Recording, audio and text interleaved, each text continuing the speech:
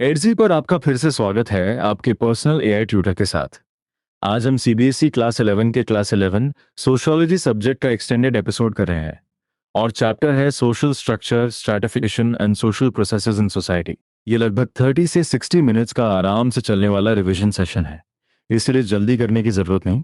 मैं गौरव हूँ और मेरे साथ हैं स्वाति। नोटबुक हो तो पास रख लो, लेकिन अगर आप सिर्फ सुनना चाहते हो तब भी पूरा फ्लो समझ आएगा। मान लो जयपुर की स्टूडेंट मीरा को लगा कि स्कूल में कम अपॉर्चुनिटीज मिलना उसकी पर्सनल कमी है। आज हम देखेंगे कि सोसाइटी की स्ट्रक्चर और स्ट्रैटिफिकेशन उसके चॉइसेस को कैसे शेप कर सकती है। हम कॉन्सेप्ट्स, क्वेश्चंस, एग्जाम्पल्स और एग्जाम टिप्स सब कवर करेंगे। और मैं स्वाति हूँ। सुनते समय केवल डेफिनेशंस याद मत करो। हर कॉन्सेप्ट पर खुद से पूछना, यह सोसाइटी में दिखाई कैसे देता है, किसे अपॉर्चुनिटी मिलती है और किसकी चॉइस कंस्ट्रेन होती है। हम बीच बीच में छोटे एक्टिव रिकॉल क्वेश्चंस रखेंगे। एक सेकंड रुककर सोचने की आदत सोशियोलॉजी में बहुत काम आती है, क्योंकि चैप्टर हमें टेकन फॉर ग्रांटेड एक्सप्लेनेशंस को क्वेश्चन करना सिखाता है। इस एपिसोड का लर्निंग मैप सिंपल है। पहले इंडिविजुअल और सोसाइटी का रिलेशनशिप, फिर सोशल स्ट्रक्चर और सोशल स्ट्रैटिफिकेशन, उसके बाद कोऑपरेशन, कंपटीशन और कॉन्फ्लिक्ट को सोशियोलॉजिकल पर्सपेक्टिव से समझेंगे। डुर्खीम और मार्क्स के डिफरेंसेस, फंक्शनलिस्ट और conflict perspectives, forced cooperation, family example, land conflict और टेक्नोलॉजी वाला इरिगेशन एग्जाम्पल भी आएगा। अंत में कीवर्ड्स और आंसर राइटिंग फ्रेम्स के साथ फाइनल चैलेंज होगा। चलो शुरुआत एक बेसिक सवाल से करते हैं। क्या किसी स्टूडेंट की लाइफ केवल उसकी इंडिविजुअल मेहनत से तय होती है, या family, class, gender, caste, region, school और अवेलेबल रिसोर्सेज भी असर डालते हैं? तुम्हारा क्विक आंसर क्या है? अभी पूरा एक्सप्लेनेशन मत ढूंढो। बस सोचो कि एक ही इच्छा, जैसे स्कूल जाना या आगे पढ़ना, अलग अलग लोगों के लिए इक्वली इजी क्यों नहीं होती? चैप्टर का सेंट्रल कंसर्न यही डायलेक्टिकल रिलेशनशिप है, यानी इंडिविजुअल और सोसाइटी एक दूसरे से जुड़े हैं। सोसाइटी व्यक्ति के एक्शंस पर कंस्ट्रेंट्स डालती है, लेकिन इंडिविजुअल्स भी अपने एक्शन से सोशल स्ट्रक्चर्स को रिप्रोड्यूस और चेंज करते हैं। इसलिए व्यक्ति पूरी तरह फ्री भी नहीं है और पूरी तरह पावरलेस भी नहीं। एग्जाम में इस बैलेंस को लिखना इंपॉर्टेंट है। केवल ये लिखना कि सोसाइटी सब कुछ तय करती है अधूरा आंसर होगा। यही सी राइट मिल्स का सोशलॉजिकल इमेजिनेशन यूजफुल बनता है। इसका फोकस इंडिविजुअल बायोग्राफी और सोसाइटी की हिस्ट्री के इंटरप्ले को समझने पर है। यानी किसी पर्सनल प्रॉब्लम को केवल पर्सनल फेलियर मानने से पहले देखो कि उसके पीछे ब्रॉडर सोशल इशू तो नहीं। मीरा को स्कूल अपॉर्चुनिटीज कम मिली, तो हमें उसके इंडिविजुअल एफर्ट के साथ सोशल लोकेशन और रिसोर्स एक्सेस भी देखना होगा। अब एक छोटा चेक। सोशियोलॉजिकल इमेजिनेशन किन दो चीज़ों के कनेक्शन को सामने लाती है? अगर तुम्हारा आंसर इंडिविजुअल बायोग्राफी और सोसाइटीज हिस्ट्री है तो डायरेक्शन सही है। इसे रटने के बजाय अर्थ समझो। व्यक्ति की कहानी वैक्यूम में नहीं बनती। उसके अनुभव सोशल कंडीशंस, इंस्टीट्यूशंस और हिस्टोरिकल कॉन्टेक्स्ट से जुड़े होते हैं। और ध्यान रहे, चैप्टर की शुरुआत पर्सनल प्रॉब्लम्स और सोशल इश्यूज के कनेक्शन से होती है। हर व्यक्ति कई ओवरलैपिंग कलेक्टिविटीज का मेंबर होता है, जैसे peer group, family, class, gender, country और रीजन। इसलिए किसी व्यक्ति की सोशल लोकेशन सिंगल लेबल से एक्सप्लेन नहीं होती।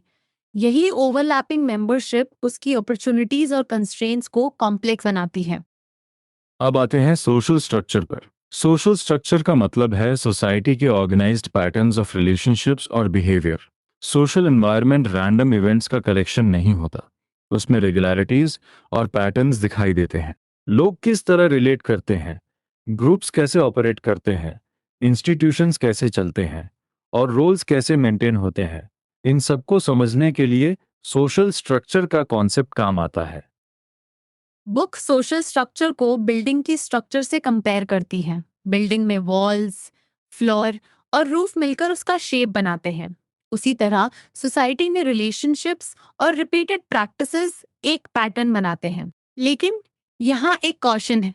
सोशल स्ट्रक्चर पत्थर की दीवारों जैसी फिक्स्ड चीज नहीं है। यह ह्यूमन एक्शंस और रिलेशनशिप से बनी होती है, इसलिए इसमें चेंज भी पॉसिबल है। इस एनालॉजी को बहुत स्ट्रिक्टली मत लेना। बिल्डिंग खुद एक्शंस नहीं करती, लेकिन सोशल स्ट्रक्चर ह्यूमन एक्शन से बनती और बनी रहती है। जब बिहेवियर्स और रिलेशनशिप्स टाइम और स्पेस में रिपीट होते हैं तो वे इंस्टीट्यूशनल पैटर्न्स का रूप ले सकते हैं। इसी कनेक्शन को सोशल रिप्रोडक्शन कहा जाता है, यानी इंस्टीट्यूशन अपने पैटर्न्स को कंटिन्यू करता है भले उसके इंडिविजुअल मेंबर्स बदल जाएं।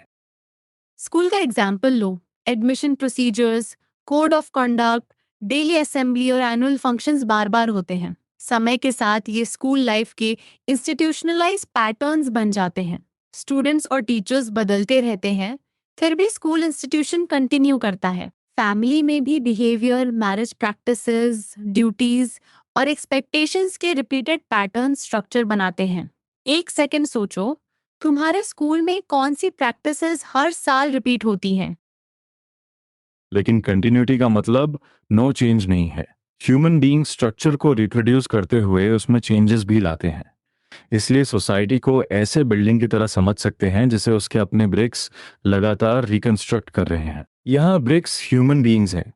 वे एग्जिस्टिंग रूल्स फॉलो ही करते हैं और कभी कभी उन्हें चैलेंज करके स्ट्रक्चर ट्रांसफॉर्म भी करते हैं। यह स्ट्रक्चर और एजेंसी का रिलेशनशिप है। तो लाइकली कंफ्यूजन यह है कि सोशल स्ट्रक्चर केवल इंस्टीट्यूशंस की लिस्ट है। नहीं, इंस्टीट्यूशंस के साथ साथ उनके अंदर के रेगुलर रिलेशनशिप्स, ड्यूटीज, एक्सपेक्टेशंस और बिहेवियर्स भी इम्पोर्टेंट हैं।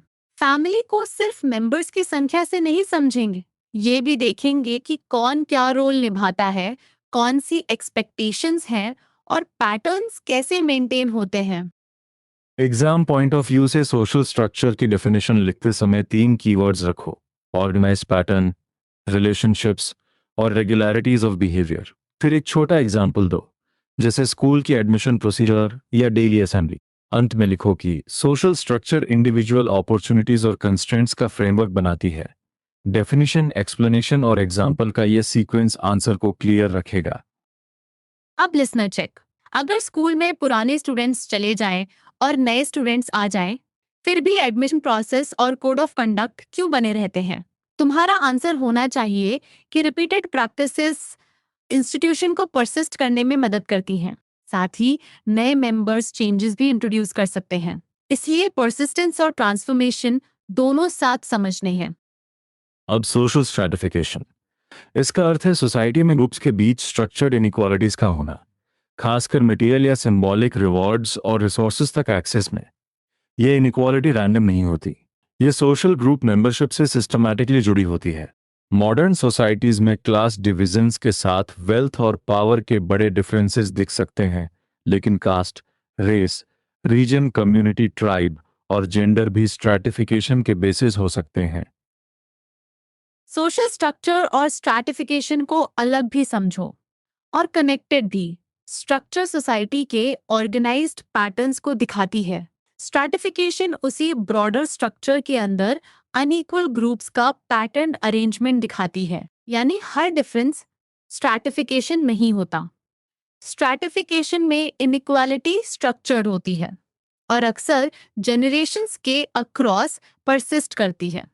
यही परसिस्टेंस इसे सिंपल इंडिविजुअल डिफरेंस से अलग बनाती है। स्ट्रैटिफिकेशन के 3 basic forms of advantage chapter में दिए गए हैं। पहला है लाइफ चांसेस। इसमें वेल्थ और इनकम जैसे इकोनॉमिक एडवांटेजेस के साथ हेल्थ, जॉब सिक्योरिटी और रिक्रिएशन भी शामिल है। दूसरा है सोशल स्टेटस, यानी सोसाइटी में प्रेस्टीज या हाई स्टैंडिंग। तीसरा है पॉलिटिकल इन्फ्लुएंस, यानी डिसीजन मेकिंग पर किसी ग्रुप का डोमिनेंट या प्रीपोंडरेंट इन्फ्लुएंस। एक सेकंड रुककर तीनों को रिकॉल करो। अगर किसी ग्रुप को बेहतर हेल्थ एक्सेस और जॉब सिक्योरिटी मिले, वह लाइफ चांसेस है। अगर किसी को हाई प्रेस्टीज मिले, वह सोशल स्टेटस है। अगर कोई ग्रुप डिसीजंस को अपने पक्ष में इन्फ्लुएंस कर सके, वह पॉलिटिकल इन्फ्लुएंस है। तीनों को केवल पैसा मत समझना। यही कॉमन मिस्टेक स्टूडेंट्स अक्सर कर देते हैं। स्ट्रैटिफिकेशन इंडिविजुअल चॉइसेस को कॉन्स्ट्रेन करती है। School attendance, clothing, food, leisure opportunities, health access और लाइफस्टाइल जैसे एरियाज में सोशल स्ट्रैटम का असर पड़ सकता है। इसका मतलब ये नहीं कि व्यक्ति की कोई एजेंसी नहीं है। मतलब ये है कि सभी लोग एग्जैक्टली सेम स्टार्टिंग कंडीशंस में ऑपरेट नहीं करते। इसलिए अपॉर्चुनिटी को सोशल लोकेशन के साथ एनालाइज करना चाहिए। और प्रिविलेज्ड पोजीशन अक्सर चिल्ड्रन तक पास ऑन होती है। इसलिए स्ट्रैटिफिकेशन का एक की फीचर इंटरजेनरेशनल परसिस्टेंस है। अगर कोई answer structured inequalities between groups कहकर रुक जाता है, तो उसमें परसिस्टेंस अक्रॉस जनरेशंस जोड़ना यूजफुल होगा। एग्जाम में यही फ्रेज आंसर को अधिक प्रिसाइज बनाता है। अब रिलेशनशिप देखो। सोशल स्ट्रक्चर अपॉर्चुनिटीज और कंस्ट्रेंट्स का फ्रेमवर्क देती है, जबकि स्ट्रैटिफिकेशन बताती है कि यह फ्रेमवर्क सभी ग्रुप्स को बराबर एडवांटेज नहीं देती। इसी वजह से इंडिविजुअल्स और ग्रुप्स कोऑपरेशन, कंपटीशन और कॉन्फ्लिक्ट में अलग पोजीशन से एंटर करते हैं। सोशल प्रोसेस को समझने के लिए पहले यह पूछना जरूरी है कि पार्टिसिपेंट्स सोशली कहाँ लोकेटेड हैं। अब सोशियोलॉजी का मेथड समझते हैं। कॉमन सेंस कह सकता है कि लोग compete या कोऑपरेट करते हैं, क्योंकि यह ह्यूमन नेचर है। सोशियोलॉजी इस आंसर से सेटिस्फाइड नहीं होती। वह पूछती है कि किस सोसाइटी में कौन सा प्रोसेस डोमिनेंट है, रिसोर्सेज कैसे अरेंज्ड हैं, नॉर्म्स क्या है और पावर किसके पास है। यानी प्रोसेस को एक्चुअल सोशल स्ट्रक्चर से एक्सप्लेन करना है। यहाँ नेचुरलिस्टिक एक्सप्लेनेशन और सोशियोलॉजिकल एक्सप्लेनेशन का डिफरेंस याद रखो। नेचुरलिस्टिक एक्सप्लेनेशन प्रोसेस को यूनिवर्सल ह्यूमन नेचर से जोड़ सकती है। सोशियोलॉजिकल एक्सप्लेनेशन हिस्टोरिकल और स्ट्रक्चरल कंडीशंस देखती है। कंपटीशन हर जगह सेम इंटेंसिटी से क्यों नहीं होती? कोऑपरेशन वॉलंटरी है या एनफोर्स्ड? कॉन्फ्लिक्ट ओपन है या हिडन? ये क्वेश्चन सोशियोलॉजिकल एनालिसिस को आगे बढ़ाते हैं। चैप्टर 2 ब्रॉड पर्सपेक्टिव्स को कंपेयर करता है। फंक्शनलिस्ट पर्सपेक्टिव सोसाइटी के होल सिस्टम, उसके रिक्वायरमेंट्स और इक्विलिब्रियम पर फोकस करती है। Conflict perspective unequal groups, power और कंपीटिंग इंटरेस्ट पर फोकस करती है। दोनों कोऑपरेशन को रिकॉग्नाइज करते हैं, लेकिन उसकी मीनिंग और कॉन्सिक्वेंसेस को अलग तरह से इंटरप्रेट करते हैं। इसलिए कंपेयर क्वेश्चन में केवल नेम्स नहीं, फोकस और इंटरप्रिटेशन दोनों लिखना। फंक्शनलिस्ट व्यू में सोसाइटी के सिस्टम रिक्वायरमेंट्स इंपॉर्टेंट हैं। न्यू मेंबर्स का सोशलाइजेशन, शेयर्ड कम्युनिकेशन सिस्टम और इंडिविजुअल्स को रोल्स असाइन करने के मेथड्स सोसाइटी के एग्जिस्टेंस के लिए ब्रॉड कंडीशंस माने जाते हैं। सोसाइटी के अलग पार्ट्स की फंक्शंस होती हैं और कोऑपरेशन, कंपटीशन तथा कॉन्फ्लिक्ट को सिस्टम सस्टेनेंस के कॉन्टेक्स्ट में देखा जाता है। फंक्शनलिस्ट पर्सपेक्टिव कॉन्फ्लिक्ट को सिंपली यूजलेस नहीं मानती। उसके अनुसार कॉन्फ्लिक्ट और कंपटीशन कई केसेस में रिजॉल्व हो सकते हैं और सोसाइटी के फंक्शनिंग में कुछ रोल निभा सकते हैं। लेकिन यहाँ एक नुआंस है। फंक्शनलिस्ट रीडिंग नॉर्म्स और सैंक्शंस को देखती है, जबकि कॉन्फ्लिक्ट पर्सपेक्टिव पूछती है कि नॉर्म्स किस डोमिनेंट सेक्शन के इंटरेस्ट को प्रोटेक्ट कर रहे हैं। कॉन्फ्लिक्ट पर्सपेक्टिव के लिए सोसाइटी में ग्रुप्स डिफरेंशियल और अनइक्वल पोजीशंस पर होते हैं। कास्ट, क्लास या पैट्रियार्की जैसी डिविजन्स में कुछ ग्रुप्स डिसएडवांटेज्ड हो सकते हैं।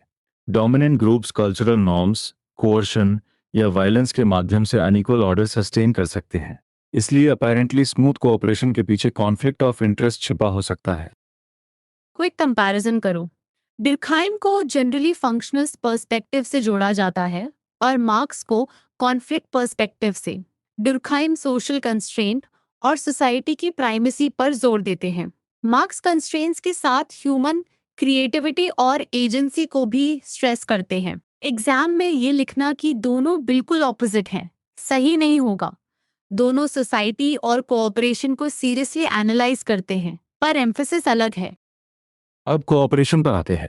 कोऑपरेशन का बेसिक आइडिया है कि इंडिविजुअल्स या ग्रुप्स कॉमन गोल्स और नीड्स के लिए साथ काम करते हैं। फैमिलीज, वर्क प्लेसेस और कम्युनिटीज में सोशल फंक्शनिंग इसके बिना कठिन होगी। लेकिन चैप्टर हमें कोऑपरेशन को ऑटोमेटिकली वॉलंटरी या इक्वल मानने से रोकता है। कोऑपरेशन के अंदर नॉर्म्स, सैंक्शंस, इंटरडिपेंडेंस और कॉन्फ्लिक्ट सभी मौजूद हो सकते हैं। दुर्खीम कॉपरेशन को सॉलिडारिटी और मॉरल फोर्स ऑफ सोसाइटी से जोड़ते हैं। उनके अनुसार सोसाइटी मेंबर्स की ब्रूटल कंपटीशन को मॉडरेट करती है। जहां सोसाइटी है, वहां सॉलिडारिटी और ऑल्ट्रुइज्म के फॉर्म्स मिल सकते हैं। ऑल्ट्रुइज्म का मतलब है दूसरों के बेनिफिट के लिए एक्ट करना, बिना सेल्फिश इंटरेस्ट को प्राइमरी बनाए। ये कोऑपरेशन को केवल प्रैक्टिकल एक्सचेंज से ब्रॉडर बनाता है। डिवीजन ऑफ लेबर भी कोऑपरेशन से जुड़ी है। इसका अर्थ है वर्क टास्क्स का स्पेशलाइजेशन, जिसमें डिफरेंट ऑक्यूपेशंस प्रोडक्शन सिस्टम में कंबाइन होती है। डुर्कहाइम के अनुसार डिवीजन ऑफ लेबर सोसाइटी की नीड्स फुलफिल करती है और कोऑपरेशन का आधार बनती है। मॉडर्न इंडस्ट्रियल सेटिंग में टास्क स्पेशलाइज्ड होते हैं, इसलिए एक व्यक्ति कई दूसरे स्पेशलाइज्ड वर्कर्स की सर्विसेज पर डिपेंड करता है। दुर्खीम ने मैकेनिकल सॉलिडारिटी और ऑर्गेनिक सॉलिडारिटी में डिस्टिंक्शन किया। मैकेनिकल सॉलिडारिटी सेमनेस पर आधारित कोहिशन है। प्री इंडस्ट्रियल सोसाइटीज में मेंबर्स सिमिलर लाइव्स जीते हैं, स्पेशलाइजेशन कम होती है और शेयर्ड बिलीफ्स तथा सेंटिमेंट्स बॉन्डिंग देते हैं। Organic solidarity division of labour और इंटरडिपेंडेंस पर आधारित है। स्पेशलाइजेशन बढ़ती है तो लोग एक दूसरे पर अधिक डिपेंडेंट होते हैं। इसे याद रखने का आसान तरीका है मैकेनिकल में सिमिलैरिटी, ऑर्गेनिक में इंटरडिपेंडेंस। मैकेनिकल सॉलिडारिटी में कॉमन कॉन्शियंस और कॉमन एक्सपीरियंस बॉन्डिंग देते हैं। ऑर्गेनिक सॉलिडारिटी में लोग अलग अलग टास्क्स करते हैं, लेकिन उनकी नीड्स एक दूसरे से जुड़ी होती हैं। एक फैमिली सब्सिस्टेंस फार्मिंग में रिलेटिवली सेल्फ सफिशिएंट हो सकती है, जबकि कार या गारमेंट फैक्ट्री स्पेशलाइज्ड वर्कर्स की चेन पर डिपेंड करती है। एक छोटा रिकॉल, मैकेनिकल सॉलिडारिटी किस आधार पर है, सेमनेस या स्पेशलाइजेशन? और ऑर्गेनिक सॉलिडारिटी किस आधार पर है? सही सीक्वेंस है mechanical sameness, organic division of labour और इंटरडिपेंडेंस। अगर तुमने दोनों उलट दिए तो अभी अपनी नोटबुक में 2 कॉलम कंपैरिजन बना लो। विजुअल कॉन्ट्रास्ट एक्टिव रिकॉल को स्ट्रॉन्गर बनाता है। मार्क्स भी ह्यूमन कोऑपरेशन को इम्पोर्टेंट मानते हैं, लेकिन उनका एम्फेसिस कॉन्शियसनेस और प्रोडक्शन पर है। ह्यूमंस अपनी मीन्स ऑफ सब्सिस्टेंस प्रोड्यूस करते हैं और इस प्रोसेस में अपनी मटेरियल लाइफ भी प्रोड्यूस करते हैं। ह्यूमन सिर्फ नेचर के सामने पैसिवली एडजस्ट नहीं करते, कोऑपरेशन के माध्यम से वे नेचुरल और सोशल वर्ल्ड को ट्रांसफॉर्म भी करते हैं। लेकिन मार्क्स के लिए क्लास सोसाइटी में कोऑपरेशन हमेशा वॉलेंटरी नहीं होती। फैक्ट्री ओनर और वर्कर रोजमर्रा के प्रोडक्शन में कोऑपरेट करते हैं, फिर भी उनके इंटरेस्ट में कॉन्फ्लिक्ट हो सकता है। वर्कर के पास वर्क ऑर्गेनाइज करने और अपने लेबर के प्रोडक्ट्स पर कंट्रोल कम हो सकता है। इसलिए बाहर से कोऑपरेशन दिखे, पर अंदर अनइक्वल पावर रिलेशंस मौजूद हो सकते हैं। मार्क्स ने इस लॉस ऑफ कंट्रोल को एलियनेशन कहा। एलियनेशन का अर्थ है वर्कर्स का लेबर टास्क की कॉन्क्रीट कंटेंट और अपने लेबर के प्रोडक्ट्स पर कंट्रोल खो देना। वीवर, पॉटर या आयरन स्मिथ अपने वर्क में फुलफिलमेंट और क्रिएटिविटी महसूस कर सकते हैं। इसके कॉन्ट्रास्ट में फैक्ट्री वर्कर का टास्क केवल लेवर पुल करना या बटन प्रेस करना रह सकता है, जहां कोऑपरेशन एनफोर्स्ड हो सकती है। यहाँ कॉमन मिस्टेक पकड़ो।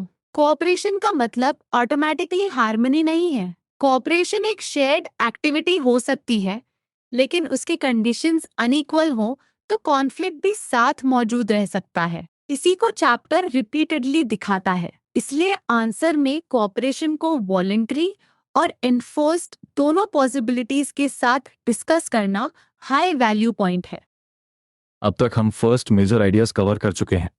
सोशल स्ट्रक्चर पैटर्न्स बनाती है, स्ट्रैटिफिकेशन अनइक्वल एक्सेस दिखाती है और कोऑपरेशन सोसाइटी को चलाने में मदद करती है। लेकिन कोऑपरेशन के अंदर पावर और कॉन्फ्लिक्ट छिप सकते हैं।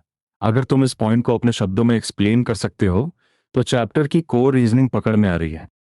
अगर तुम्हें एग्जैक्ट डाउट हो कि मैकेनिकल और ऑर्गेनिक सॉलिडारिटी में आंसर कैसे फ्रेम करना है, तो एडजी में उस डाउट को क्वेश्चन की तरह लिखकर step by step active recall कर सकते हो। पहले खुद डेफिनेशन बोलो, फिर एग्जाम्पल दो, फिर डिफरेंस बताओ। इस तरह टूल एक्सप्लेनेशन देने से पहले तुम्हारी थिंकिंग को एक्टिवेट करता है। अब कंपटीशन। कॉमन सेंस में कंपटीशन को यूनिवर्सल और नेचुरल मान लिया जाता है। चैप्टर इस अजम्पशन को क्वेश्चन करता है और कहता है कि कंपटीशन एक सोशल एंटिटी है जो पर्टिकुलर हिस्टोरिकल पॉइंट पर इमर्ज होकर डोमिनेंट बनती है। इसलिए हमें पूछना चाहिए कि किस तरह की सोसाइटी में कंपटीशन गाइडिंग फोर्स बनती है और उसके पीछे कौन सी इकोनॉमिक अरेंजमेंट्स हैं। चैप्टर का अफ्रीका वाला स्कूल एनेक्डोट यह समझाने में मदद करता है। टीचर ने सोचा कि चिल्ड्रन कॉम्पिटिटिव रेस और चॉकलेट प्राइज से नेचुरली एक्साइटेड होंगे। लेकिन चिल्ड्रन को विनर्स और लूजर्स वाला फॉर्मेट पसंद नहीं आया। उनके लिए फन, कोऑपरेटिव और कलेक्टिव एक्सपीरियंस था। पॉइंट ये नहीं कि हर सोसाइटी में कंपटीशन एब्सेंट है। पॉइंट ये है कि कंपटीशन का मीनिंग सोशल कॉन्टेक्स्ट से समझना चाहिए। कंटेम्पररी कैपिटलिस्ट सोसाइटी में कंपटीशन डोमिनेंट आइडियोलॉजी और प्रैक्टिस बनती है। Chapter expansion of trade, division of labour, specialisation और राइजिंग प्रोडक्टिविटी को कैपिटलिज्म की अंडरलाइंग एजम्पशन से जोड़ता है। मार्केट में रैशनल इंडिविजुअल्स फ्री कंपटीशन के माध्यम से प्रॉफिट्स मैक्सिमाइज करने का प्रयास करते हैं। यहाँ कंपटीशन को एफिशिएंसी और मटेरियल रिवॉर्ड से कनेक्ट किया जाता है। इस आइडियोलॉजी का दावा है कि कंपटीशन एफिशिएंट फर्म को सरवाइव कराती है और बेस्ट स्टूडेंट्स को प्रेस्टिजियस कॉलेजेस तथा बेस्ट जॉब्स तक पहुंचाती है। लेकिन बेस्ट किसे कहा जा रहा है, ये मटेरियल रिवॉर्ड्स के लॉजिक से तय होता है। सोशियोलॉजी इस क्लेम को क्रिटिकली देखती है, क्योंकि सभी इंडिविजुअल्स इक्वल पोजीशन से कंपटीशन में एंटर नहीं करते। यही स्ट्रैटिफिकेशन फिर सामने आती है। कंपटीशन इक्वल बेसिस पर होती हुई दिखाई दे सकती है, लेकिन एजुकेशन, रिसोर्सेज और सोशल पोजीशन अनइक्वल हो तो स्टार्टिंग कंडीशंस अलग होती हैं। अगर बहुत से चिल्ड्रन स्कूल अटेंड ही नहीं कर पाते या जल्दी ड्रॉप आउट कर जाते हैं तो वे कंपटीशन में शामिल होने से पहले ही बाहर हो जाते हैं। ये एग्जाम में बहुत स्ट्रॉन्ग एनालिटिकल पॉइंट है। अब सोचो, कंपटीशन के ओकेजन्स कहाँ कहाँ आते हैं? School admission, higher education, jobs और रिसोर्सेज तक पहुंच में। लेकिन हर स्टूडेंट की प्रिपरेशन, सपोर्ट और एक्सेस सेम नहीं होती। इसलिए आंसर में कंपटीशन को सिंपली मेरिट का रिजल्ट मत लिखना। सोशल स्ट्रैटिफिकेशन ये शेप करती है कि कौन compete कर सकता है, किस रिसोर्स के लिए और किस एडवांटेज के साथ। जेएस मिल कंपटीशन के हार्मफुल इफेक्ट्स पर भी सोचते हैं। हालांकि वे मानते हैं कि competitive struggle maximum output at minimum cost की ओर ले जा सकती है। चैप्टर सावधान करता है कि कंपटीशन और इकोनॉमिक ग्रोथ के बीच एग्जैक्ट कोरिलेशन एस्टैब्लिश नहीं किया जा सकता। यानी कंपटीशन ग्रोथ को प्रमोट कर सकती है, लेकिन इसके लेस वेलकम इफेक्ट्स भी हो सकते हैं। क्विक चैलेंज, अगर कोई लिखे कि कंपटीशन हमेशा नेचुरल, फेयर और बेनिफिशियल है, तो उसमें कौन सी 3 प्रॉब्लम्स हैं? पहली, ये सोशल कॉन्टेक्स्ट इग्नोर करता है। दूसरी, इक्वल स्टार्टिंग पोजीशंस अज्यूम करता है। तीसरी, कंपटीशन के हार्मफुल इफेक्ट्स को इग्नोर करता है। अपने आंसर में इनमें से कम 2 पॉइंट जरूर जोड़ना। अब कॉन्फ्लिक्ट का अर्थ है clash of interests. Conflict perspective के अनुसार स्केर्सिटी ऑफ रिसोर्सेज ग्रुप्स को एक्सेस और कंट्रोल के लिए स्ट्रगल करने पर मजबूर कर सकती है। कॉन्फ्लिक्ट के basis class, caste, tribe, gender, ethnicity या रिलीजियस कम्युनिटी हो सकते हैं। इसकी स्केल और नेचर अलग अलग हो सकती है, लेकिन कॉन्फ्लिक्ट सोसाइटी का अबनॉर्मल एक्सेप्शन नहीं है। कॉमन सेंस कह सकता है कि कॉन्फ्लिक्ट्स आज ही शुरू हुए हैं। सोशियोलॉजी कहती है कि कॉन्फ्लिक्ट्स हमेशा सोसाइटीज का हिस्सा रहे हैं। सोशल चेंज और डिसएडवांटेज ग्रुप्स के डेमोक्रेटिक राइट्स की असर्शन ने कई कॉन्फ्लिक्ट्स को अधिक विजिबल बनाया है। विजिबल होना और नया होना अलग बातें हैं। पुराने ऑर्डर को पीसफुल मान लेना भी मिसलीडिंग हो सकता है, क्योंकि उसमें हिडन इनइक्वालिटीज और क्रूअल्टीज मौजूद हो सकती थीं। कॉन्फ्लिक्ट हमेशा ओवर्ट क्लैश के रूप में दिखाई नहीं देता। पीजेंट मूवमेंट लैंड रिसोर्सेज पर डीप कॉन्फ्लिक्ट का ओवर्ट एक्सप्रेशन हो सकता है, लेकिन मूवमेंट एब्सेंट है तो इसका मतलब कॉन्फ्लिक्ट एब्सेंट नहीं। कॉन्फ्लिक्ट कोवर्ट भी रह सकता है, खासकर जब सबऑर्डिनेट ग्रुप्स के पास ओपन रेजिस्टेंस के ऑप्शंस कम हो और रिस्क अधिक हों। यही कोऑपरेशन, कंपटीशन और कॉन्फ्लिक्ट ओवरलैप करते हैं। कोई ग्रुप रोजमर्रा में कोऑपरेट कर सकता है, लिमिटेड रिसोर्सेज के लिए कॉम्पीट कर सकता है और अनइक्वल पावर के कारण कॉन्फ्लिक्ट भी एक्सपीरियंस कर सकता है। इसलिए इन्हें 3 अलग-अलग बॉक्सेस में बंद मत करो। चैप्टर का कंक्लूजन भी कहता है कि ये प्रोसेसेस डिफरेंट होते हुए कोएग्जिस्ट, ओवरलैप और कंसील्ड फॉर्म में मौजूद हो सकते हैं। फंक्शनलिस्ट और कॉन्फ्लिक्ट पर्सपेक्टिव का कॉन्फ्लिक्ट पर डिफरेंस भी क्लियर रखो। फंक्शनलिस्ट व्यू सोशल इक्विलिब्रियम और सिस्टम सस्टेनेंस पर फोकस करती है, इसलिए कॉन्फ्लिक्ट को रिजॉल्व या अकोमोडेट होने वाली प्रोसेस की तरह देख सकती है। कॉन्फ्लिक्ट व्यू अनइक्वल पावर और डोमिनेंट ग्रुप्स के इंटरेस्ट्स को फोरग्राउंड करती है। वह पूछती है कि कॉन्फ्लिक्ट किन स्ट्रक्चरल इनइक्वालिटीज से पैदा हो रहा है। एक सेकेंड एक्टिव रिकॉल। कॉन्फ्लिक्ट का एब्सेंस क्या हार्मनी का प्रूफ है? नहीं। अगर कॉन्फ्लिक्ट ओपनली एक्सप्रेस नहीं हो रहा तो वह हिडन या कोवर्ट हो सकता है। इनवॉलंटरी कोऑपरेशन और रेजिस्टेंस को साथ एनालाइज करना होगा। यह पॉइंट फैमिली और अग्रेरियन सोसाइटी दोनों के एग्जाम्पल्स में दिखाई देता है। अब फैमिली और हाउस होल्ड का एग्जाम्पल लेते हैं।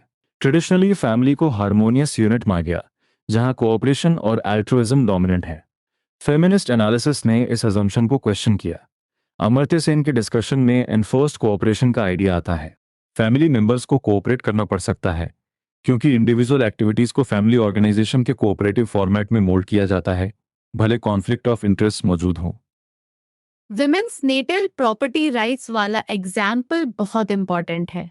कई विमेन ने प्रॉपर्टी शेयर क्लेम न करने की एप्रीहेंशन बताई क्योंकि उन्हें ब्रदर्स या ब्रदर्स वाइफ्स के रिएक्शन और नेटल होम में वेलकम न किए जाने का डर था। बाहर से ये कोऑपरेशन और फैमिली अफेक्शन जैसा लग सकता है, लेकिन अंदर कॉन्फ्लिक्ट ऑफ इंटरेस्ट्स और अनइक्वल नॉर्म्स काम कर रहे हो सकते हैं।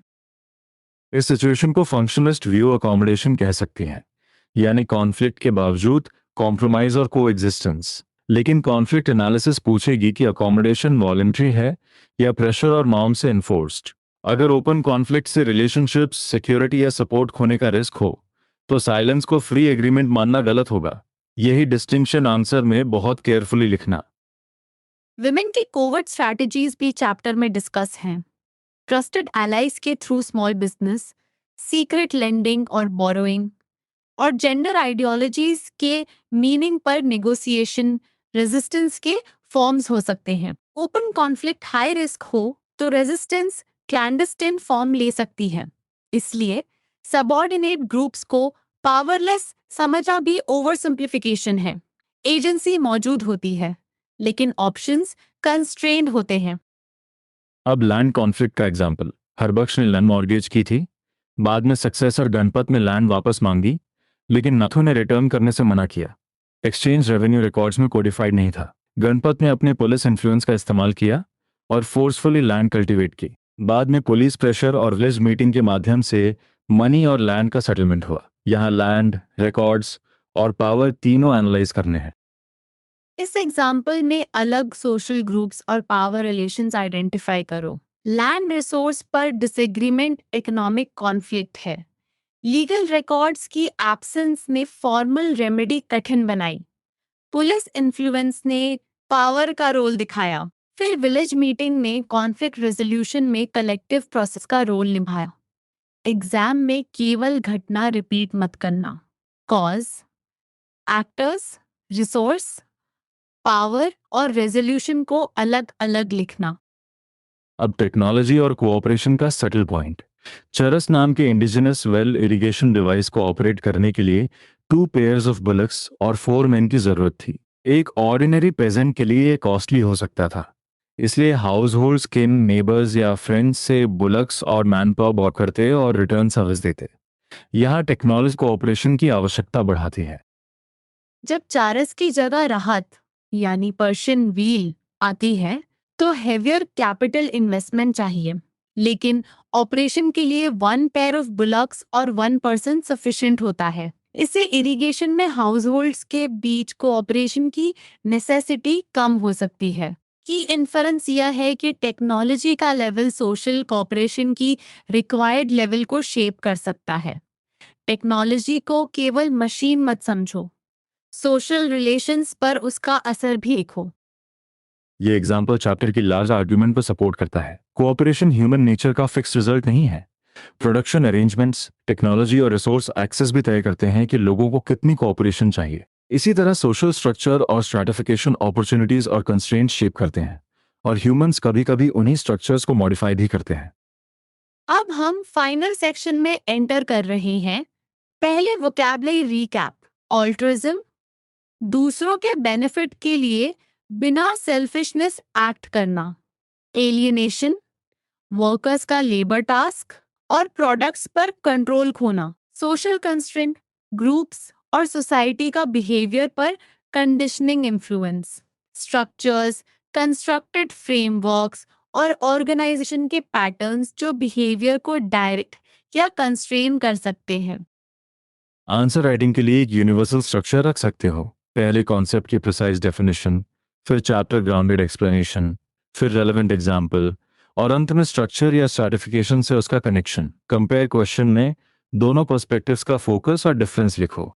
डिस्कस क्वेश्चन में वन साइडेड स्टेटमेंट से बचो और वॉलेंटरी तथा एनफोर्स्ड कोऑपरेशन, ओवर्ट तथा कोवर्ट कॉन्फ्लिक्ट जैसे कॉन्ट्रास्ट जरूर इंक्लूड करो।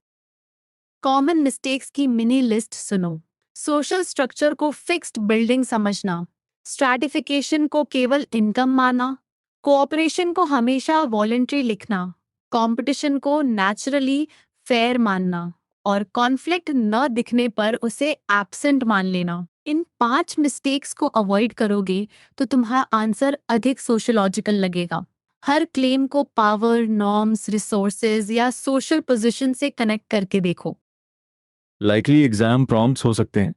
सोशल स्ट्रक्चर एक्सप्लेन करो, सोशल स्ट्रैटिफिकेशन के फॉर्म्स ऑफ एडवांटेज बताओ, मैकेनिकल और ऑर्गेनिक सॉलिडारिटी कंपेयर करो, कोऑपरेशन हमेशा वॉलंटरी है या नहीं डिस्कस करो, कंपटीशन को सोशियोलॉजिकली एक्सप्लेन करो और कॉन्फ्लिक्ट तथा कोऑपरेशन का रिलेशनशिप एग्जाम्पल्स के साथ बताओ।